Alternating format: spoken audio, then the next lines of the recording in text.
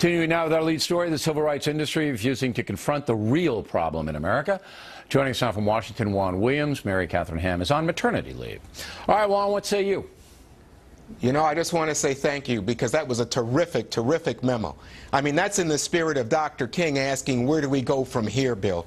And Dr. King is not one who would simply cry, as you were saying, over the awful lyrics and the bad schools. He would act. He would stand up. That's the tradition of Dr. King. Stand up and act against bad schools that are condemning these kids to useless lives because they never have an opportunity to climb that ladder of upward mobility.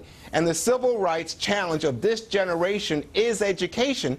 And Dr. King would never allow anybody to buy his silence, to buy him off, to sell out the kids. And that's what's happening right now.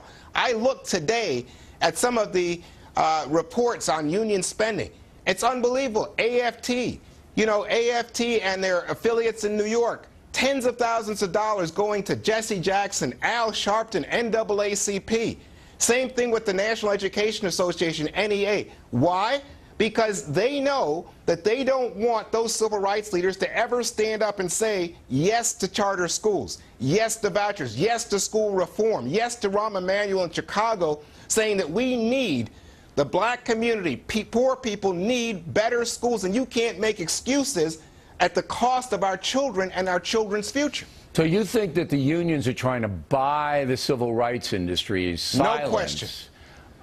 That's a pretty provocative charge. I mean, there's no doubt they're in bed together. There's no doubt. That's absolutely true. Right. They couldn't have had this rally in Washington without the union money. And there's no explanation. And we asked very politely today, how much did you spend? How much did you give over to the thing? Wouldn't tell us. All right, Sharpton is doing the two-step. Well, I didn't get paid, but his National Action Network got paid big bucks. You know the deal. Yeah, you know the deal. It flowed right in, and that goes to him. So, yeah. Okay. I think we've established beyond a reasonable doubt what the relationship is. But the lack of speakers exhorting personal responsibility.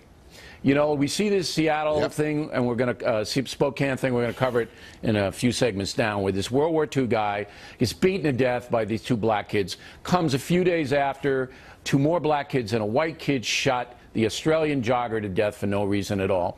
We're creating a subculture of people who don't feel anything and who will kill at will, yet nobody will acknowledge why that's happening or what we can do about it. Instead, they're talking about showing up with an ID card to vote, and this is a big Jim Crow thing. I mean, it boggles the mind. Well, look, I'm going to tell you something. You know, I had a breakfast type thing with Sharpton a few weeks ago, and Sharpton says to me, what do you think I should talk about at the March on Washington? Because I've written books about black history, I suppose, and he says to me, what do you think I should talk about? I said, well, without a doubt, the civil rights challenge of today is improving the quality of school so that our kids, no matter if they come from a broken home, no matter where they come from, that they will have an opportunity in this country. And he sits there and he nods at me, Bill, and he nods.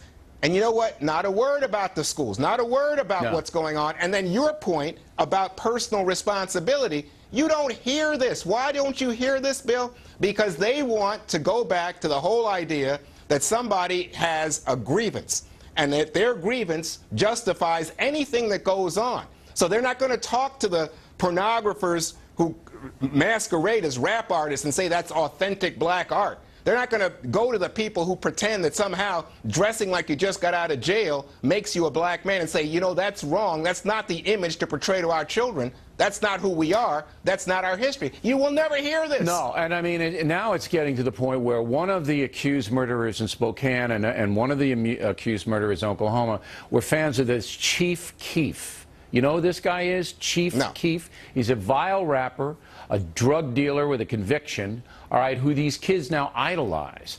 I mean, it's depressing, you know, and I like Dr. Martin Luther King's, I liked his message, and I liked his courage. Absolutely. And I'm not seeing the message, and I'm not seeing the courage 50 years later. I'll give you the last word. Well, I'll pick up on what you just said, because it's about courage. And sometimes courage requires that you speak to people who you love in ways that challenge them, Bill. And what we're seeing now is that the civil rights leadership is all too happy to take the money and shut up and then pretend somehow that they are speaking to the interest of those children or to the community. In fact, they're not. In fact, what they're doing is selling out, and as I said, allowing money to shut their mouths. And that is corruption. And it's corruption of a great movement.